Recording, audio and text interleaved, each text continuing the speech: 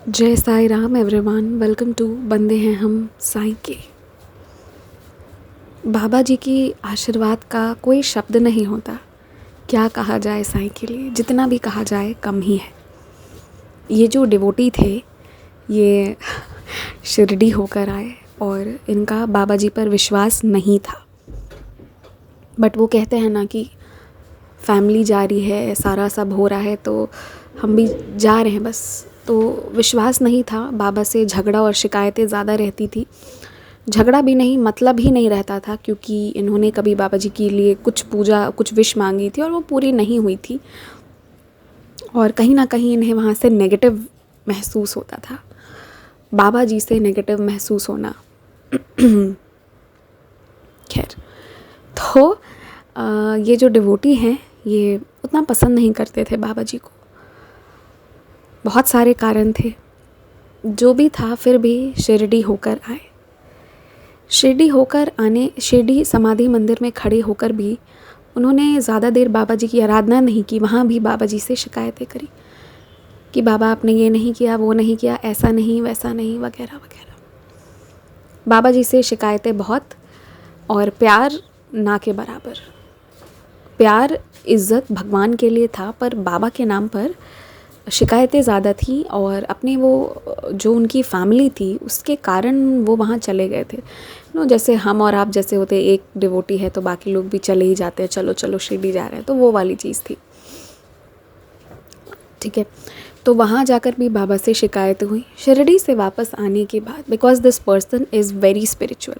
अब आप साईं का नाम लो या हनुमान जी का नाम लो, पर अगर आप स्पिरिचुअल इंसान हो तो आप समाधि मंदिर में जाकर भी शिकायत करोगे तो, या फिर आप हनुमान जी के पास भी शिकायत करोगे, बाबा जी सुनेंगे। क्योंकि अगर बाबा जी शिरडी बुला रहे हैं बावजूद शिकायतों के बावजूद भी, तो कुछ कारण है। ऐसा नहीं है कि बाबा से नफ़रत था, पर शिकायतें ज़्यादा थी। एक बार व्रत करा, कुछ विश फुलफिल नहीं हुआ, तो सिंस देन शिकायत थी।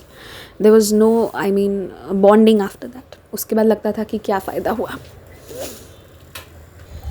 तो फिर क्या हुआ, जब वो वापस आ गए शिरडी से, तो you all must be aware of क्या बोलते हैं उसको, इस्कॉन टेम्पल, कृष्ण जी का। तो वो क्या हुआ कि एक दिन पहले अपने सपने में उन्होंने देखा कि वो किसी मंदिर गए हैं और कोई उनसे कह रहा है साष्टांग दंडवत करो, साष्टांग दंडवत करो, और भगवान उन्हें धुंधले धुंधले दिखे, एग्जैक्ट भगवान नहीं दिखे। अगले दिन वो इस्कॉन टेम्पल गए। वहाँ गए तो उन्होंने क्या देखा कि वहाँ एक जगह पैसेज बना है जहाँ सब साष्टांग दंडवत कर रहे हैं। तो ये भी तुरंत जाके साष्टांग दंडवत किए और इन्हें वो याद आया कि अरे यही तो मेरा सपना था, मैंने यही तो देखा था सपने में कि साष्टांग दंडवत करना है मुझे, और मैं यही कर रहा हूँ यहाँ। तो उसके बाद उन्हें लगा कि अच्छा, यही स्वप्न दर्शन था, इसीलिए मुझे भगवान एक दिन पहले ये मंदिर दिखाए थे कि मैं यहाँ साष्टांग दंडवत करूँ। और वो बहुत खुश हो गए इसके बाद कि चलो, मैंने भगवान जी ने मुझे चाहा, अगले दिन बुलाया, दर्शन भी दिया, साष्टांग दंडवत भी स्वीकार किए। क्योंकि सपने में उनसे ये आवाज़ सुनाई दी, चलो आओ साष्टांग दंडवत करो। लेकिन अगर ये बात बस यहीं पे ख़त्म होने वाली होती तो मैं ये आज क्यों सुनाती वीडियो में। लेकिन दिस वॉज नॉट हियर, यहाँ ये बात एंड नहीं हो रही है। इसके बाद वो रोज़ अपने घर के पास वाली एक मंदिर में जाते हैं। इस्कॉन टेम्पल दूर है, वहाँ एक दिन गए, बट आप जानते हो ना, सबके घर के आसपास कहीं शिवालय है, कहीं माँ दुर्गा का है, हनुमान जी का है, तो वो वैसे ही वहाँ पे दुर्गा जी, शिव जी, सारे हनुमान जी, सारे भगवान इकट्ठे एक ही मंदिर में है। तो ये आपको हर जगह मिल जाएगा, ऐसा रहता ही है। पटना में मैं जहाँ भी रही हूँ, मुझे तो ऐसे अलग अलग जगह, जैसे साउथ इंडिया में जिन भगवान जी की ज़्यादा मान्यता होगी उधर उनका मिलता होगा, बट मैं नॉर्थ इंडिया की बात कर रही हूँ। ठीक है, नॉर्थ इंडिया, बिहार, झारखंड की बात कर रही हूँ। तो ये जो डिवोटी है ना, जब ये वापस वहाँ गए दुर्गा माँ के मंदिर पूजा करने, तो वहाँ जो पुजारी जी हैं, he is been kind of, उनसे ये बहुत फैमिलियर हो चुके हैं, क्योंकि ये वहाँ जाकर हमेशा पूजा करते हैं अक्सर।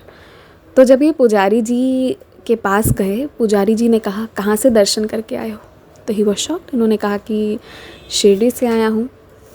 और फिर इन्होंने अपना स्वप्न दर्शन उन्हें बता दिया पुजारी जी को। तो पुजारी जी ने कहा कि तुम शिरडी तो चले गए थे, इन्होंने वो इस्कॉन टेम्पल वाली पूरी स्टोरी बताई। उसके बाद पुजारी जी ने कहा तुम शिरडी तो गए थे, तुम इस्कॉन टेम्पल भी गए, लेकिन तुम समझ नहीं पाए। वो साष्टांग दंडवत, फिजिकल दंडवत तुमसे नहीं मांगा जा रहा था इस्कॉन टेम्पल में। जो तुमसे मांगा जा रहा था वो ये था, क्योंकि तुमने भगवान को जो धुंधला देखा ना, तुम जो शिरडी गए थे, तुम बिना विश्वास के गए थे, श्रद्धा सबूरी के बिना गए थे। मतलब विश्वास था कि ठीक है भगवान है टाइप का, मतलब पूरी दुनिया मान रही है वैसा। पर भगवान चाह रहे हैं कि तुम साष्टांग दंडवत करो, not in physical form but in mental form.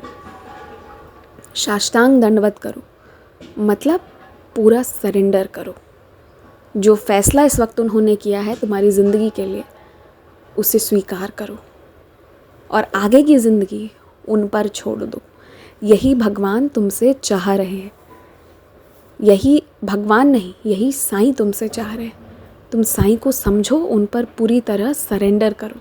वो तुम्हें अपनी तरफ खींच रहे हैं, तुम हाथ छुड़ाकर भागो मत, यहीं तुम्हें जाना है।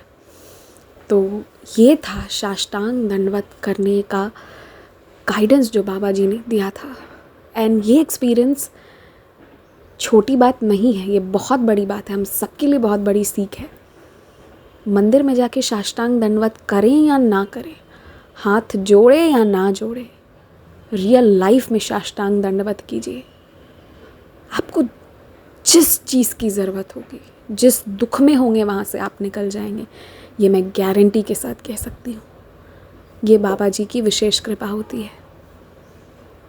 दुख का समय वही बात है, सबकी ज़िंदगी में आता है। मैं रोज़ आपको एक्सपीरियंसेस सुनाती हूँ, आप मेरे ऑडियो सुनना, दैट वुड बी, जब बाबा के अनुभव सुनाती हूँ ना तो कुछ हो जाता है। इतनी खुशी, इतना प्यार बाबा के लिए, बाबा के सामने बैठ के ही बोल रही हूँ अभी। बाकी समय मेरी लाइफ भी वैसी ही है जैसी आप सबकी है।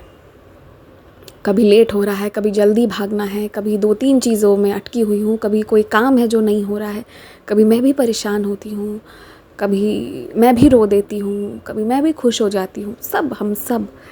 लेकिन what makes me different या what makes we the Sai devotees different is कि हमारा विश्वास नहीं टूटता। एक विश्वास ही बहुत बड़ी चीज़ है। और विश्वास के साथ कैसा विश्वास? साष्टांग दंडवत वाला विश्वास। यही बाबा हम सबसे चाहते हैं। देखिए, वो भक्त शिरडी से आए, तब भी नहीं समझ पाए कि बाबा क्या चाह रहे हैं, जबकि शिरडी में उन्हें साक्षात्कार हुआ, बाबा जी के बहुत बार दर्शन मिले, फिर भी नहीं समझ पाए। तब बाबा जी ने लास्ट में कहा तुम साष्टांग दंडवत करो, रास्ता दिखाया है। आप में से जिन लोगों को बाबा जी जो रास्ता दिखाते हैं, जो गाइडेंस देते हैं ना, उसे फॉलो ज़रूर कीजिएगा। ये बात मैं कहूँगी, कभी उसे नज़रअंदाज मत कीजिए कि क्या बाबा जी ने कहा है, उसे ज़रूर मानिए, ज़रूर सुनिए। कुछ कारण ही होता है, कुछ बहुत सुंदर कारण होता है। और अगर आपकी कोई इच्छा है ना, तो बहुत डिसेंट तरीके से आप बाबा जी से कह सकते हैं। बाकी पूरा बाबा खुद करेंगे, ठीक है। लेकिन जो बाबा कह रहे हैं उसे कभी नज़रअंदाज मत कीजिए और साष्टांग दंडवत कीजिए बाबा के सामने। एंड आई थिंक अब इस साष्टांग दंडवत को आप और मैं, हम सब समझ गए हैं। पूरी ज़िंदगी इसका पालन भी करेंगे। और इसके साथ आज का एक्सपीरियंस यही है। अगर आप भी अपना एक्सपीरियंस शेयर करना चाहते हैं तो डिस्क्रिप्शन में मेरी ईमेल आईडी मेंशन्ड है, आप वहाँ ऑडियो, वीडियो या लिख के भेज सकते हैं। ऑडियो देने से मुझे थोड़ा सा ये अच्छा हो जाता है कि कुछ एक्सपीरियंसेस, कभी मैं बिज़ी रही ना तो मैं एटलीस्ट अपलोड कर पाती हूँ, इसीलिए मैं इस ऑडियो पे भी एम्फसाइज़ करती हूँ। देखिए, आप ये मत सोचिए कि मेरी आवाज़ ख़राब है या अच्छी है या क्या है क्या नहीं है। जब आप बाबा के लिए कुछ करना शुरू करते हैं ना, तो बेकार से बेकार चीज़ भी अच्छी हो जाती है। So do it for Baba, love Baba, don't ask anything from him, let him bless you.